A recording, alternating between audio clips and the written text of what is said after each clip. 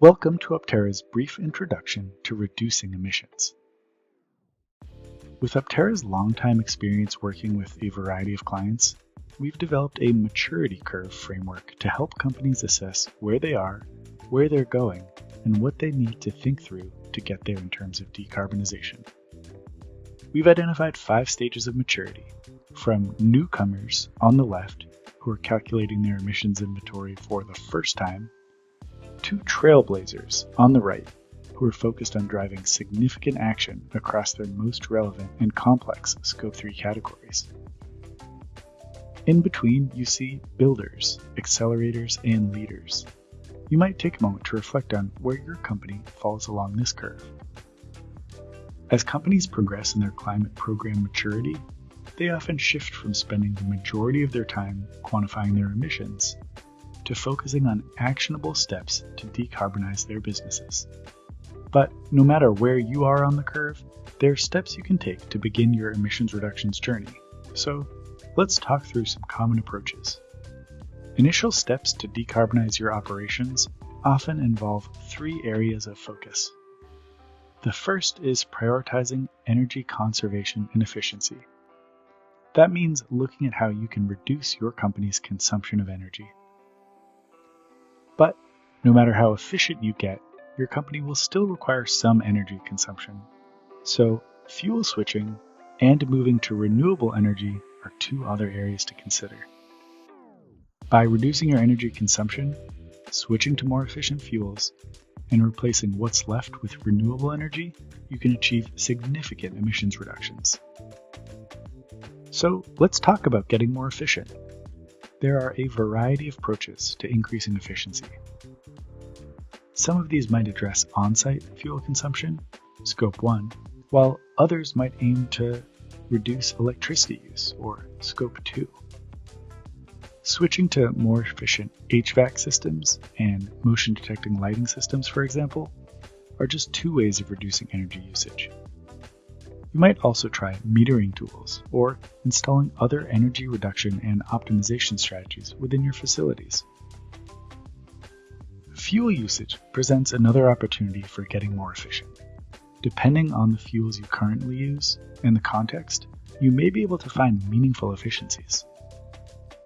Natural gas, for instance, is commonly used to heat buildings, and it can potentially be replaced with biofuels, renewable natural gas, propane, or electrification, which all present emissions reduction opportunities. Your utility provider may be able to provide some of these options, as well as information on pricing. Electrifying gas furnaces is not a binary option, so partial electrification, such as 10 or 20%, likely offers different costs, as will switching to a biofuel furnace.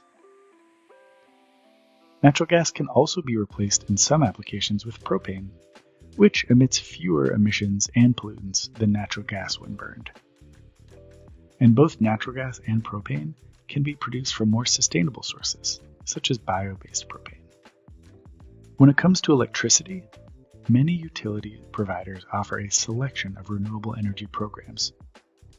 This could include green energy procurement, green pricing, and renewable energy credits. Work with your utility provider to explore and understand options for renewable energy. If you have operations such as a furnace that consume coal and coke, switching them to natural gas can cut emissions dramatically. Note, however, this is not a long-term sustainable option. Electrifying furnaces should be the end goal to reduce emissions as much as possible. Fuel oil, like natural gas, can also be replaced by propane in some cases. And propane and butane can be substituted with biopropane. This is propane or butane produced from renewable sources, such as organic materials or waste products. Once you've reduced energy usage as much as possible, remaining energy requirements should be fulfilled through renewable sources. Renewable energy are those resources naturally replenished on a human timescale, so think wind, the sun, and tides. For carbon accounting, renewable energy typically relates to Scope 2 emissions, usually how electricity is generated. While some markets are more advanced than others, there are many renewable energy options available. And voluntary demand for renewable electricity is growing at 20% a year, largely driven by corporate and municipal consumers. For a quick review, renewable energy includes solar voltaic for electricity, solar thermal for heat, biomass, including biogas for heat and electricity, geothermal for heat and electricity, as well as hydroelectric, wind, and tidal energy. Importantly, neither nuclear energy nor any fossil fuels count as renewable energy. So let's discuss 4 types of renewable energy instruments, some examples of them, and key considerations for each. On-site renewables are physical infrastructure actually installed on your sites. This can include solar PV installations on a roof or over a parking lot. On-site renewables can incur high upfront costs for the developer.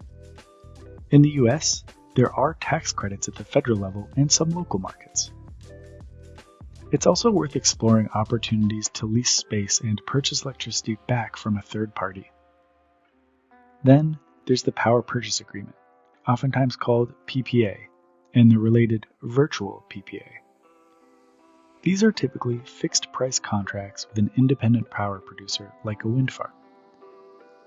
Oftentimes, PPAs are structured as long-term deals, perhaps 10 to 20 years.